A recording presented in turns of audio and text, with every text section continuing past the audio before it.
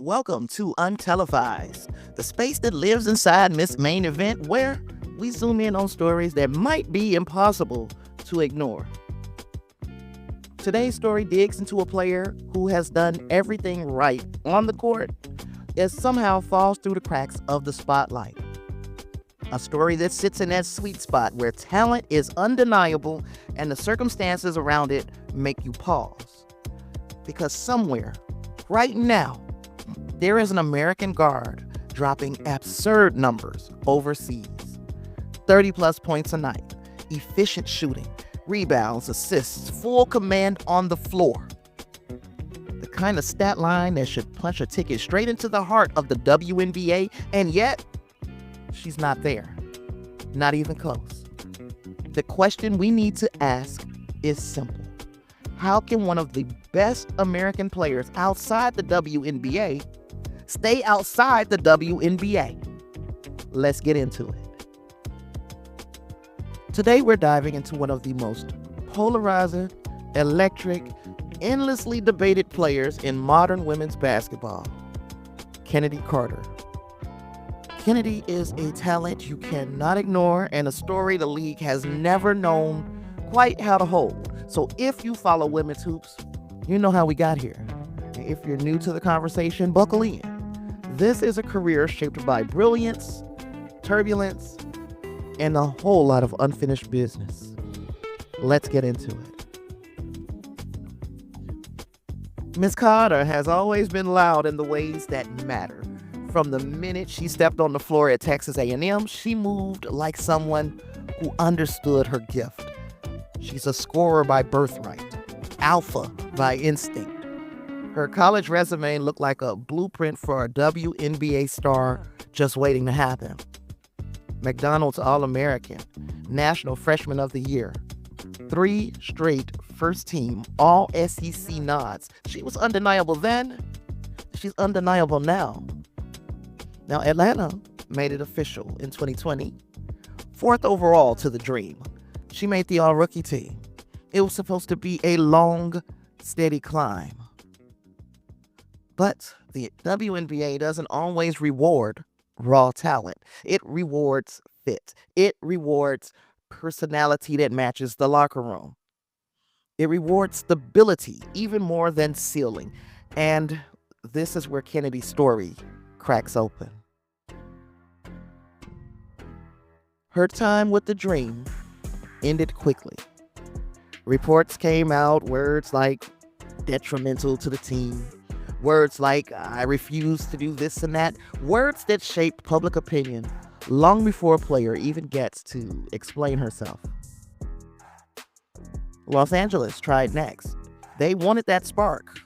They got one. They just did not know how to manage the flame. The pattern repeated. 2 franchises stepped back not because she couldn't play, but because they weren't sure on how to keep the situation steady. Let's be honest. In the WNBA, reputation can outweigh performance.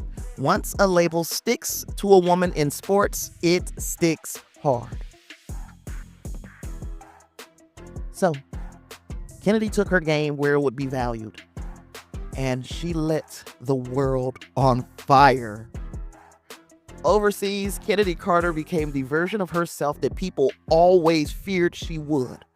Unchecked, unfiltered, unstoppable. She dominated in Turkey, Israel, Poland, and China. The WCBA became her showcase. 31 points per game, triple-double, a season everybody had to acknowledge. That's not luck. That's not system. That's talent that refuses to fade. It kind of makes me wonder if people pushed her buttons because they were afraid for her to be in the WNBA, that her brilliance would outshine theirs. Well, we wouldn't take long to find out because Chicago noticed the ascent of Miss Chennedy Carter, and they brought her back to the WNBA for the 2024 season. She rewarded them with 17 points per game, efficient, productive, explosive in all the ways the sky needed. And still, when the season ended, they let her walk Because once again, the calculus was not basketball, it was risk. And that brings us to today, to where we are right now. A player with the skill to lift an expansion team on day one. A player every general manager is studying behind closed doors. A player the public has not seen reach her full potential yet. That's wild. With everything that she has accomplished, both here and overseas, she hasn't reached her full potential yet. Almost scary, right? Expansion is coming in 2026. 2 new teams, 2 fresh cultures. The clean slates where old narratives don't carry the same weight. And for a player like Chennedy Carter, that might be the difference between exile and rebirth. She is a high variance asset. She is a guaranteed bucket. She is a generational talent. She's a player who has proven she can carry a team when the system asks her to. The real question is not whether she belongs in the WNBA. She absolutely belongs in the WNBA. The real question is, who's brave enough to say yes? Now, Chennedy has been posting cryptic messages on social media alluding to her WNBA return. So, who's brave enough to say yes? I think somebody is. And when they do, they'll probably get one of the greatest comeback stories in league history. Chennedy Carter's career has been messy. It's been complicated, misunderstood even. But talent like hers does not just evaporate. It stacks, it matures, it sharpens. With expansion coming, her window is looking like it might be wide open again. Now, thank you for listening to me talk about Chennedy and wax poetic about one of the most electrifying guards I think I've ever laid eyes on. This is untelevised. Stories that probably needed a bit more attention, and the part of it that needs more attention is how well Chennedy has been doing overseas, how her presence in the WNBA, although it may be controversial, is needed. There are teams that need that immense talent, and there are coaches who are willing to do the work to get to know Chennedy Carter and how she ticks, and how her being different and having a different mentality and mindset than the typical WNBA player doesn't make her a problem. It just makes her different.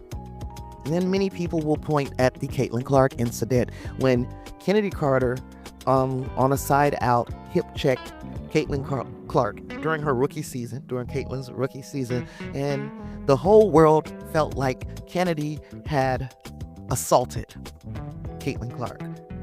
Now, was it a necessary thing for Chennedy to do? It absolutely wasn't. She did not have to do that in that moment. But is it something unprecedented to basketball? Nope. Everybody gets a welcome to the W moment.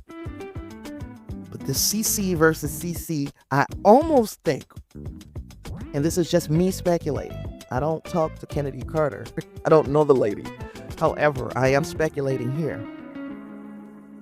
Chennedy Carter may not be marketable because of the perceptions that people have about her personality, her attitude.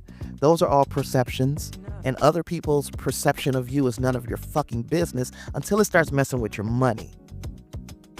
And that is one case of a WNBA player who I think possibly felt like the attention that you're giving to Caitlin Clark, y'all could have gave that to me in 2020 when I came into the league, because Chennedy Carter is a beast.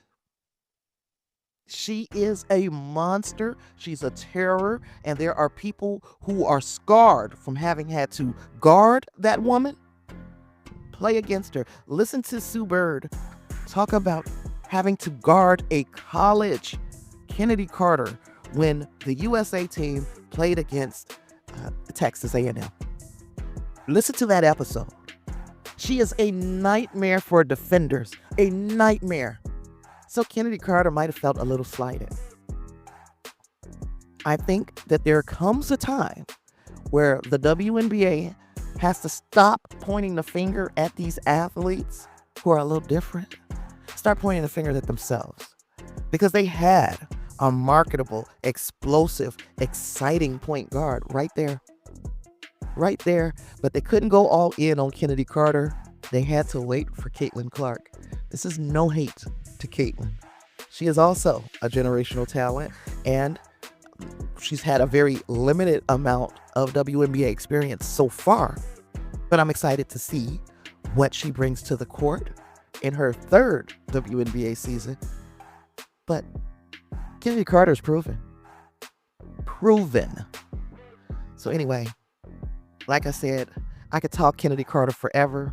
She is such an exciting watch, and I cannot help but to root for this young lady to make her kind of return, or prodigal child coming back to the WNBA and stamping her mark on this organization, because we see that suddenly the conversation has turned to a Kelsey Mitchell, who's always been there.